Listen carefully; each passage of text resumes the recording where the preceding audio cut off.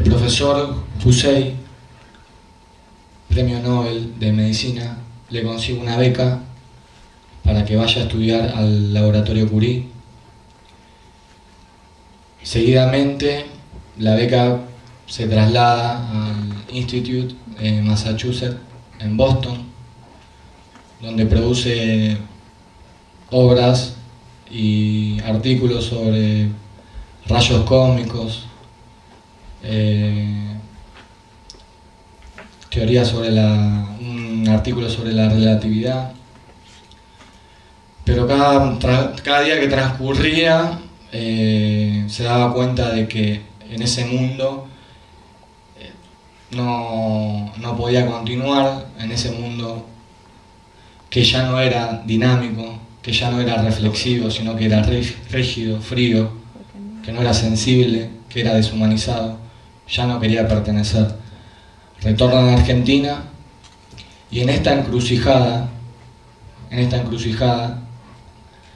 toma una decisión incierta en ese momento, pero valiente: abandonar por completo la ciencia y dedicarse entera y sensiblemente a la literatura. Hussein, quien le había otorgado la beca, le denega el saludo para siempre.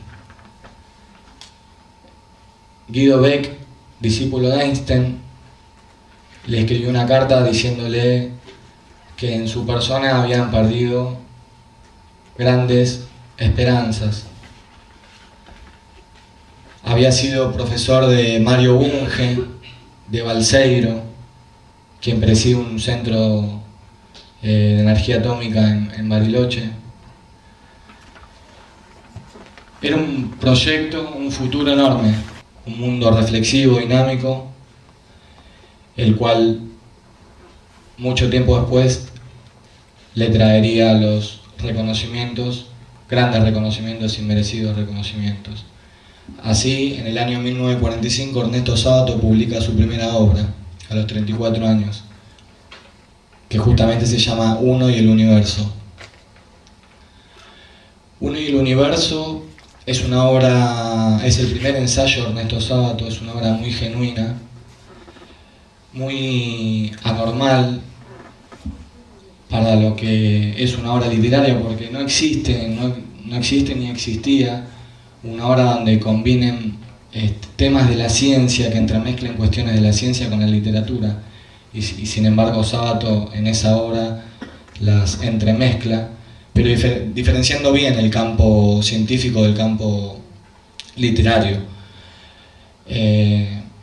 Escribe fragmentos muy recordados, le dedica fragmentos a Borges, escribe sobre la creación del hombre, sobre el descubrimiento de América, textos como Eterno Retorno, de Friedrich Nietzsche, Educación, Geometrización de la novela.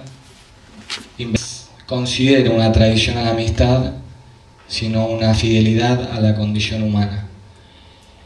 Resumidamente, Ernesto Sábato resumía ese libro en esa frase.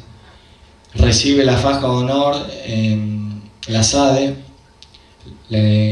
obtiene el premio de literatura de prosa en la Municipalidad de Buenos Aires, y así comienza Ernesto Sábato su obra literaria, que parecía que prontamente iba a conseguir grandes reconocimientos, y así fue. En el año 1948 escribe una de sus obras más fundamentales, si bien no es un ensayo, es una novela que todos conocen, que es El túnel.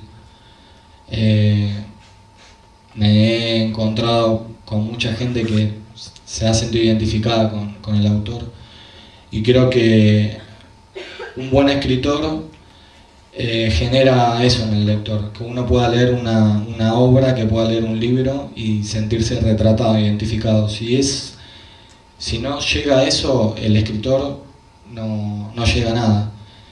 Es decir, el escritor escribe para uno porque tiene una necesidad, tiene un desgarramiento interno, y después porque quiere compartir, ya sea ficción o ya sea un ensayo, esa soledad con el otro, para que la otra persona la pueda recibir de alguna manera y se sienta retratado, identificado con la obra. Ese es el logro fundamental de un escritor, y así lo logró Ernesto Sábato. La obra llega por primera vez a mi vida, El túnel. Yo tenía 12, 13 años, estaba en mi casa mirando la televisión con mi papá, y recuerdo, porque lo tengo muy presente, que mi mamá de lejos dice: Oscar, ¿cómo era que se llamaba este escritor que le gusta a Gustavo? No sé, Delia, le dice. No me acuerdo, pero te tenés que acordar, danos algo hoy a la noche. A los minutos mi mamá grita del fondo: Sábato, ya me acordé. A mí me quedó la palabra sábato, ya me acordé. Eso fue la primera vez que escuché la palabra sábato en mi casa. No lo leí a Sábato en esa adolescencia. Los primeros libros que leí fueron otros: Gabriel García Márquez, de Agatha Christie. Leía novelas, otras cuestiones. Pasaron los años y comencé a investigar en la habitación de mi hermano qué leía mi hermano, además de los libros de derecho penal. Hace como 10 años que lo tengo. Y leí El túnel 10 años después. Esta obra fue traducida a más de 10 idiomas, principalmente por Albert Camus, que lo tradujo al francés. Albert Camus, un reconocido escritor internacional, muy reconocido, donde generó fuerte impacto la literatura, más precisamente El túnel, de Ernesto Sábato. En 1951 Sábato publica Hombres y engranajes. Continúa la línea que él tuvo en El uno y el universo. Una crítica a la ciencia. Parecía que alejarse de ese ámbito al cual él pertenecía profundamente ahora le generaba una fuerte distancia. Criticó a la ciencia, habló que el lenguaje de la literatura era el lenguaje de la verdad. El mundo se ha deshumanizado y el hombre y la máquina se va separando del hombre, el cual le había dado nacimiento. Habla de la tecnología y habla sobre una muy linda frase, única e irreproducible, que dice: un gran escritor expresa grandes sentimientos con simples palabras.